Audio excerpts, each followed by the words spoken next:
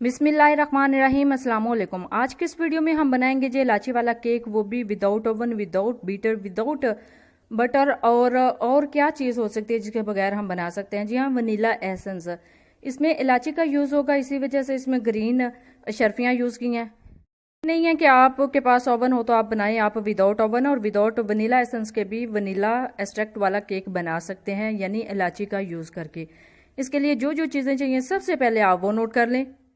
इसके लिए लिया है मैंने 1 कप लेवल मैदा, यानी 1 कप भर के मैदा लिया है, और 1 कप से थोड़ी सी कम चीनी ली है, उसको बारीक पीस लिया है। ज़रूरी नहीं कि आइसिंग शुगर यूज़ करें, घर में भी आप पीस सकते हैं। आधा कप कुकिंग ऑयल, 3 अदद लिए हैं जी अंडे। लेकिन इसमें एक बात का ख्याल रखना है कि फ्रिज से निकाल के डायरेक्ट यूज़ नहीं करना, ये रूम टेम्परेचर पे होने चाहिए। और हाफ कप ली हैं शर्फियाँ ग्रीन कलर की, 3 से 4 अदद ली हैं सब्ज इलाची।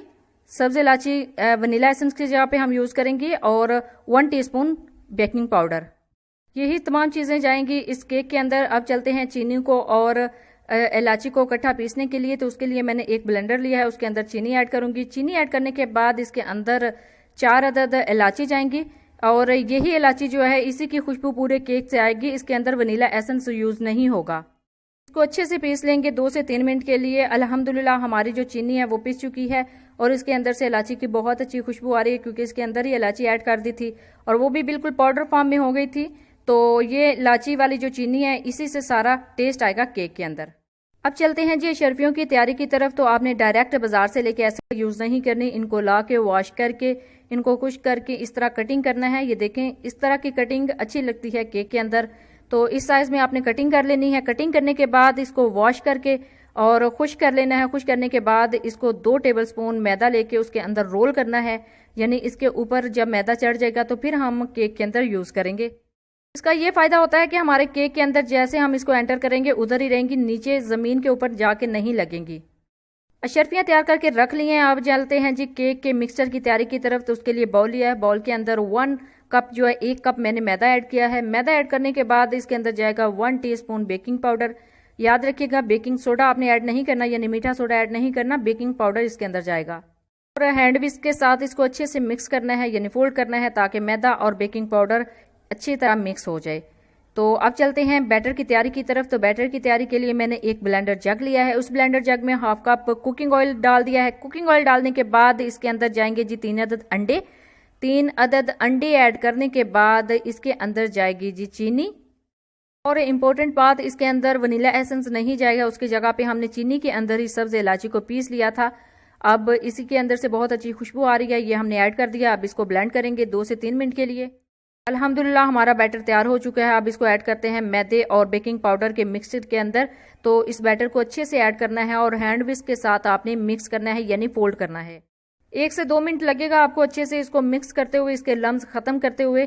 आपने स्मूथ सा इसका बैटर तैयार कर लेना है। अच्छे से इसको मिक्स करके अल्हम्दुलिल्लाह हमारा बैटर बिल्कुल रेडी हो चुका है। 1 से 2 मिनट इसको ब्लेंड करने के बाद, इसको तैयार करने के बाद एक साइड पे रख देंगे और मोल्ड तैयार करेंगे। मोल्ड तैयार करने के लिए मैंने लिया है एक मोल्ड, उसको मैंने ग्रीस कर लिया है ऑयल के साथ। और ऑयल के साथ ग्रीस करने के बाद इस साइज का मैंने एक बैटर पेपर कटिंग कर लिया था। एक साइड पे बैटर पेपर लगा लिया है, अब दूसरी साइड पे भी लगा लेना है, ताकि हमारा जो केक है वो इजीली बाहर निकले और इस मोल्ड के साथ ना चिपके। अल्हम्दुलिल्लाह हमारा जो मोल्ड है वो भी तैयार हो चुका है। इतना मुश्किल नहीं है, विदाउट बैटर पेपर भी मैं आपको सिखा चुकी हूँ, लेकिन इसके अंदर मैंने बैटर पेपर यूज़ किया है। अब इसके अंदर जाएगा जी सारा बैटर। बैटर ऐड करने के बाद इसके ऊपर लेयर लगाएंगे अशरफियों की। इस तरह थोड़ा सा आपने बैटर ऐड करना है। बैटर ऐड करने के बाद अशरफियों की लेयर लगाएंगे। आप चाहें तो इस बैटर के अंदर भी सारी अशरफियाँ डाल के फोल्ड कर सकते हैं, लेकिन मैंने लेयर लगानी है, मुझे लेयर लगाना अच्छा लगता है। तो एक लेयर जाएगी इसके ऊपर ग्रीन अशरफियों की। रेड कलर इस वजह से अशरफियों का यूज़ नहीं किया कि इसमें इलाची का फ्लेवर है, तो इसी वजह से इलाची के मुनासिबत से मैंने ग्रीन कलर को सिलेक्ट किया है। ग्रीन कलर की इलाची होती है तो ग्रीन कलर की अशरफियाँ इसमें ज़्यादा अच्छी लगेंगी। अब दूसरी लेयर लगा ली है। दूसरी लेयर लगाने के बाद इसके ऊपर एक और लेयर लगेगी जी अशरफियों की। आप चाहें जितनी मर्जी लेयर लगा लें, चाहें तो इसके अंदर ही फोल्ड करके इसके अंदर डाल दें, लेकिन ये दूसरी लेयर मैं लगा रही हूँ। अल्हम्दुलिल्लाह दूसरी लेयर भी लग चुकी है। उसके बाद दूसरी लेयर लगाने के बाद एक मरतबा फिर से दूसरी लेयर लगाएंगे इसके ऊपर बैटर की। बैटर और अशरफियों की लेयर्स अच्छे तरीके से लग चुकी हैं। अल्हम्दुलिल्लाह हमारा जो मोल्ड है वो तैयार हो चुका है केक को बेक करने के लिए। तो अब एक ज़रूरी स्टेप है, वो आपने ज़रूर करना है कि सारा बैटर मोल्ड में डालने के बाद इसको 2 से 3 मरतबा टैप करना है। टैप करने से इसके अंदर जितने बबल बन जाते हैं वो सारे ठीक हो जाएंगे। जो बेकिंग की तरफ तो एक पतीला लिया है, पतीले के अंदर स्टैंड रखा है और इसको मैंने प्री हीट बिल्कुल नहीं किया। ये देखिए इजीली मैं इसके अंदर रख रही हूँ और विदाउट प्री हीट किए हुए मैंने इसके अंदर मोल्ड रख दिया है। मोल्ड रखने के बाद इसको कवर कर देंगे 30 से 40 मिनट के लिए। आपका टाइम ज़्यादा भी लग सकता है, पतीले और हीट पे डिपेंड करता है। अल्हम्दुलिल्लाह हमारा 30 से 40 मिनट के अंदर बेस्ट केक तैयार हो चुका है। इसको अब चेक करने का तरीका ये है कि इसके अंदर एक पिक या फिर कोई चीज़ छुरी वगैरह एंटर करें, तो जब ये बाहर निकालेंगे तो हमारी जो पिक है वो बिल्कुल साफ़ है। तो इसका मतलब है हमारा केक अल्हम्दुलिल्लाह बिल्कुल परफेक्ट तैयार हो चुका है। इसको करेंगे जी डिश आउट।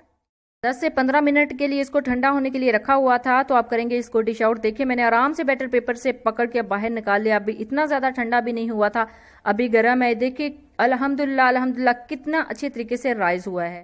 तो इससे आपकी ये परेशानी खत्म हो जानी चाहिए कि हमारे पास ओवन नहीं है या फिर हमारे पास कुकिंग रेंज नहीं है कि जिसकी मदद से हम केक को बेक कर सकते हैं। आप विदाउट ओवन के भी केक को बेक कर सकते हैं। अल्हम्दुलिल्लाह देखिए कितने अच्छे तरीके से राइज हुआ है। इसके ऊपर कलर भी बिल्कुल परफेक्ट आया है। अब इसको करेंगे जी कटिंग।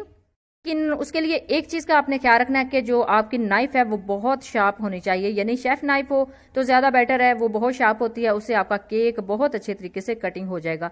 अल्हम्दुलिल्लाह हमारा जो केक है वो भी कटिंग हो चुका है। अब इसको डिश आउट करेंगे, यानी आप इसको ट्रे में रख के या फिर किसी भी प्लेट में रख के सर्व कर सकते हैं शाम की चाय के साथ। ये देखिए कितना खूबसूरत और सॉफ्ट हमारा केक तैयार हुआ है। इसमें वनीला एसेंस का हमने यूज़ नहीं किया, इसमें यूज़ किया है सब्ज़ इलायची का, तो इस वजह से इसका जो टेक्सचर है वो सेम वनीला एसेंस की तरह आया है। अब इसको मैं चेक करूंगी, ट्राई करूंगी। अल्हम्दुलिल्लाह बहुत सॉफ्ट और बहुत मज़े का बना है। ये देखिए मैं आपके सामने ट्राई कर रही हूँ। एक ज़रूरी बात, जब भी इसको ट्राई करें तो बिस्मिल्लाह का एहतमाम ज़रूर कीजिएगा, आपका केक बिल्कुल परफेक्ट बनेगा। अल्हम्दुलिल्लाह मेरा तो बिल्कुल परफेक्ट बना है। आप जब भी इसको बनाएं अपनी दुआओं में ज़रूर याद रखिएगा और अपना फीडबैक ज़रूर दीजिएगा। अल्लाह हाफिज़, थैंक्स फॉर वॉचिंग।